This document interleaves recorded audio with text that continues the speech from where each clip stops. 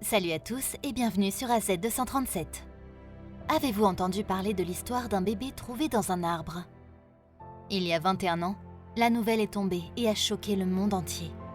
C'était un désastre et de nombreuses vies ont été perdues à cause de cet événement malheureux. Regardons cette histoire. Mais avant de commencer, voici la question du jour. Les pauvres monts, les riches sont en manque de moi et quand on me mange, on meurt. Qui suis-je? Donnez-nous votre réponse dans les commentaires. La réponse exacte vous sera donnée à la fin de la vidéo. N'hésitez pas à liker la vidéo pour nous encourager. Et si vous êtes nouveau sur la chaîne, abonnez-vous et activez la cloche de notification pour ne manquer aucune de nos prochaines vidéos. En 2000, l'armée sud-africaine a sauvé une mère et sa fille des inondations du Mozambique. Une grande partie de l'Afrique a connu des pluies diluviennes records en février et mars. Les inondations se sont rapidement étendues à tout le pays et 800 personnes sont mortes à cause de la pluie constante. Les pertes ont été massives, avec des terres et des maisons perdues dans tout le pays. Selon les rapports, les inondations ont été de loin les pires que le pays ait connues en 50 ans. Le Swaziland et le Botswana sont quelques-unes des nations qui ont été touchées. Le Mozambique, quant à lui, a été le plus durement touché. La capitale a été submergée par les eaux dès les premiers jours.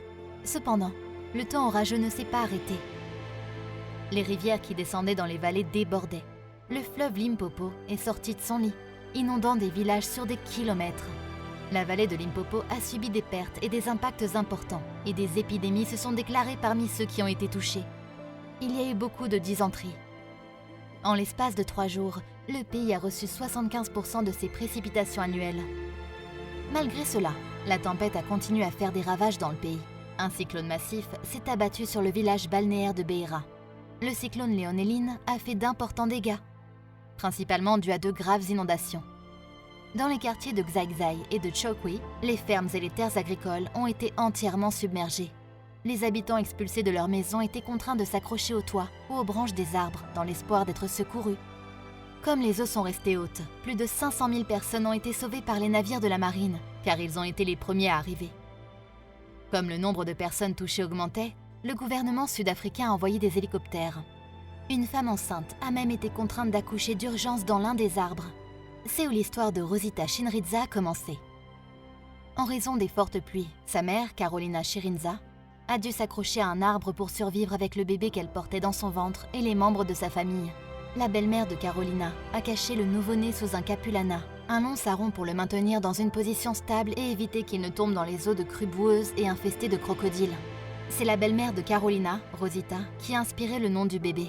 La naissance de Rosita Shirinza, dans ce qui semble être un arbre au-dessus des eaux déchaînées, il y a 21 ans, a contribué à la propulser vers la célébrité internationale, en attirant l'attention du monde entier sur les pires inondations que le Mozambique ait connues ces derniers temps.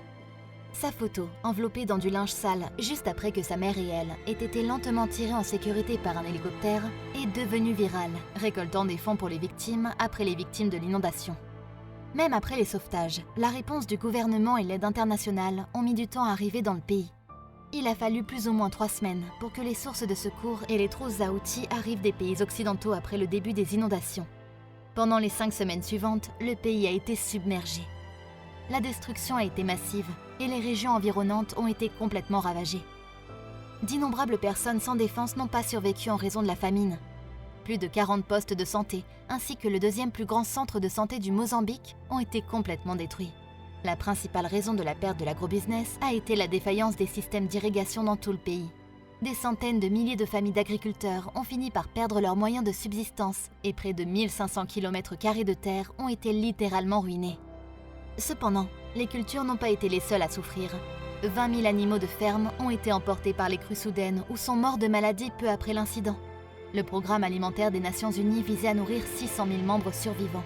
Un total de 450 millions de dollars a été promis par les gouvernements donateurs.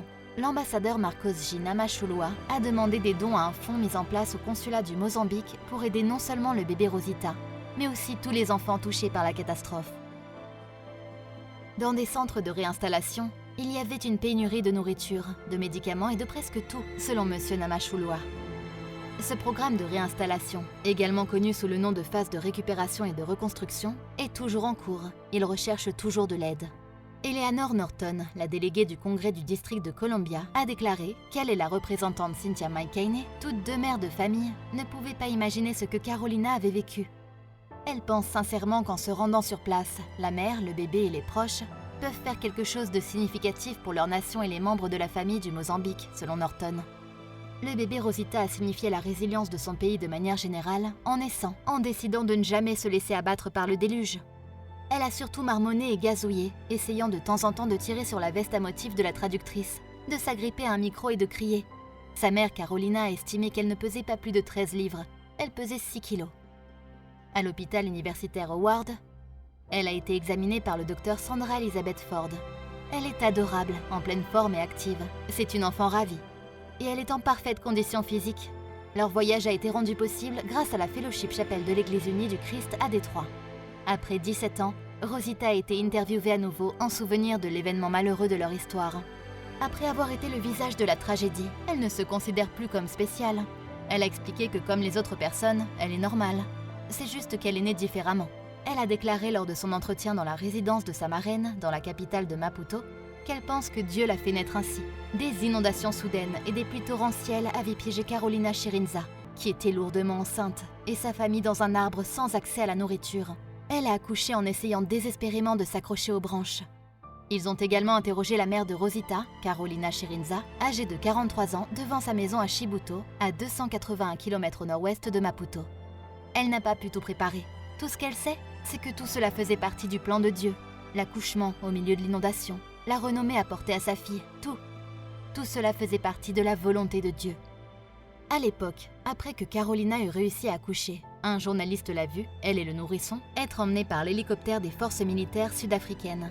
La mère exaspérée a recroquevillé sa fille dans un linge trempé après avoir touché la terre ferme. La mère de Rosita a expliqué que leur existence continue était un miracle, alors que sa fille fêtait son 17e anniversaire. Oui, cela a changé la vie de Rosita, puisqu'elle avait désormais une maison et un emploi, parlant en fait en dehors d'une résidence de 3 chambres offerte par le gouvernement municipal à la famille.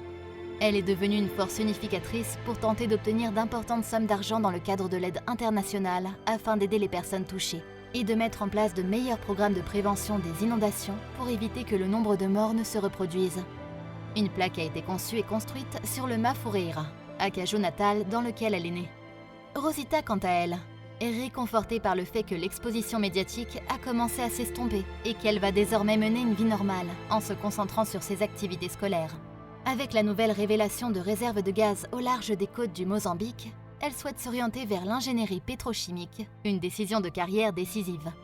Elle joue au football dans son école catholique, ainsi que dans des clubs de la Ligue Junior lorsqu'elle n'est pas occupée à étudier. Elle attribue sa passion pour le football à son frère Benedito, qui avait 4 ans au moment de sa naissance, et qui a également été enveloppé dans un arbre pendant 4 jours, attaché au dos de sa mère. Elle déclare fièrement qu'elle suit un cours de Dang Sudo, un art martial d'autodéfense de type coréen, et affiche fièrement sa coiffure courte et bouclée. La naissance sensationnelle de Rosita a suscité un flot de cadeaux attentionnés, provoquant une rupture au sein de sa famille. Selon des voisins, Salvatore Mabuango, son père, aurait été désavoué par la famille, après avoir dû vendre certains cadeaux, et même tenté de vendre un terrain sur lequel était construite la maison familiale. Ses droits parentaux lui auraient été retirés par le tribunal. Rosita vit à Maputo avec sa marraine, Ruth Valera, une célèbre créatrice de mode mozambicaine pendant l'année scolaire. Lorsque Rosita a vu le jour, Valera, 49 ans, se trouvait à Lisbonne, au Portugal, pour un défilé de mode. 3 semaines ont passé, elle est rentrée chez elle et un membre du cabinet lui a demandé d'être la marraine du bébé Rosita. C'était incroyable. Valera a expliqué qu'elle n'avait même pas demandé si c'était un garçon ou une fille. Dieu l'a choisi parce qu'elle n'est même pas de la famille. Et la situation s'est arrangée comme ça. Valera a promis à Rosita d'avoir une fête ordinaire avec du gâteau. Cependant, l'année suivante, en 2018, elle encouragea à faire une grande fête et incita la mère de Rosita à se joindre à une grande fête, ainsi que son frère et ses amis à l'école. Ils avaient planifié sa grande fête d'anniversaire pour ses 18 ans. Il n'y avait pas de bonne ou de mauvaise façon de faire son deuil, quel que soit le type de perte que vous avez vécu. En revanche, le fait de reconnaître votre chagrin peut vous aider à y faire face de manière plus saine. Quelle est votre opinion au sujet de cette histoire? Dites-le nous dans les commentaires. Et maintenant, la réponse à la question du jour. Rien. Bravo à tous ceux qui ont trouvé la bonne réponse. Nous voici arrivés au terme de cette vidéo. Merci de l'avoir regardée jusqu'à la fin. Surtout, n'oubliez pas de la liker et de la partager autour de vous. À très bientôt sur AZ237.